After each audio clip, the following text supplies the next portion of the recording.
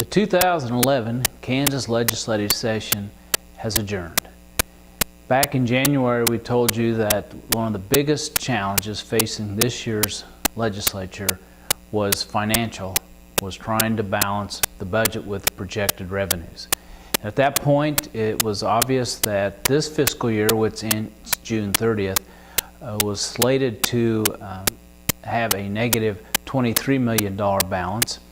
And the next fiscal year 2012, which begins on July 1, was projected for a $500 million deficit unless the legislature made the changes, either increased revenues or cut spending at those levels.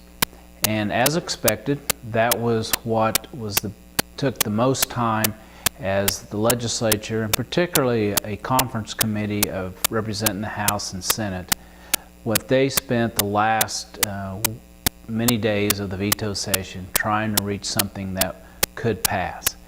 And that is why they took the 90th day to get the session over with and actually adjourned at 6 o'clock in the morning on Friday, May 13th. And they did pass budgets with projected positive ending balances in the end of the two fiscal years. Looking back in relationship to agriculture, back in January, on the second day of the session, the governor announced that he wanted to merge the Kansas Animal Health Department and the State Conservation Commission into the agency called the Kansas Department of Agriculture. This has been proposed before, and the Kansas Livestock Association and most other ag groups have been opposed to that and did voice opposition. But one of the things that, from a positive standpoint, is early in the session, before the governor's reorganization order was introduced, his staff entered into some negotiations and discussions with groups such as KLA on how best to structure that to address our historical concerns.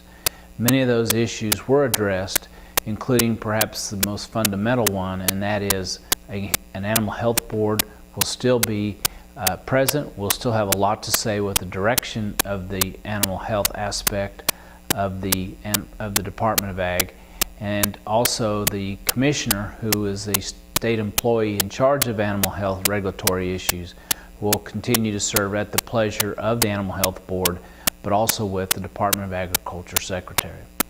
And so after the first half of the session, it became clear that there was not support to overturn that, and indeed there was support in merging those under those conditions that I've just mentioned. The next step was the budgetary process to make sure that the agency was continued in a situation to have a strong presence and address some of the big issues facing the industry. The Kansas Livestock Association was also a part of several business coalitions that addressed issues affecting businesses as a whole. Number one, there was a coalition of business groups with the Kansas Livestock Association, other ag groups and Chamber of Commerce's and others who voiced opposition and lobbied against a proposal to pass an Arizona-style immigration law for Kansas. There was lots of issues in the bill. The two of them that stuck out were, one, local law enforcement officers would be required to stop and arrest someone if they felt like they might be an illegal immigrant. And number two, it allowed for third-party lawsuits, so someone who did not think that the local or state officials were doing their job could sue and try to force some action. Other issues in the business coalitions was a reform of worker compensation law that did pass this year, and fundamentally it tries to shut down any of the unwarranted claims while still providing some protection for the labor force in Kansas.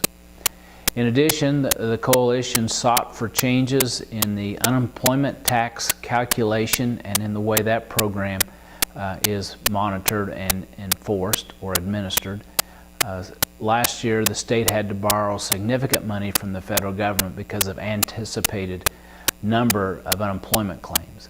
So that bill should set out a process of paying that loan back and also having charges for unemployment taxes that more closely reflect the amount of demands on specific employers for unemployment claims. Closer to home on the ag front, there was a bill that was passed that would continue the state's ethanol incentive program. The program was cut to 3.5 cents per gallon, and it will not be in place after the year 2018. It is a program and is legislation that was opposed by the Kansas Livestock Association, but nonetheless had strong support from other ag interests and ethanol producers. And so that program will continue for the near future.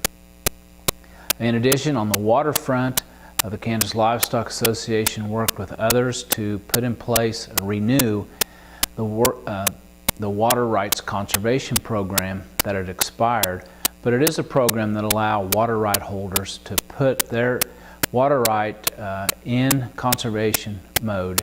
In other words, they will not be required to use it or lose it and continue to keep their water right even while it's in that conservation program. In addition, there was a bill that the Kansas Livestock Association worked on to set up the framework for irrigators below Canopolis Reservoir to begin having negotiations with ways to purchase some of those water in that reservoir as a safeguard for irrigation downstream. Just on the funding aspect, the legislature did fund the collection of data at 2 auction market reports in Kansas. The state did a couple years ago discontinue that funding during the tight fiscal constraints, but legislators determined that the federal support may be lessening, and those reports are very vital for price discovery and also are used extensively for the Chicago Mercantile Exchange Feeder Cattle Index. So all in all, it was a grueling session, one in which one of our staff, John Donnelly, was present till adjournment at 6 in the morning. And given all the circumstances and the restraints and the new legislators, we felt it ended fairly positive and sets the stage for another challenge in the 2012 legislative session.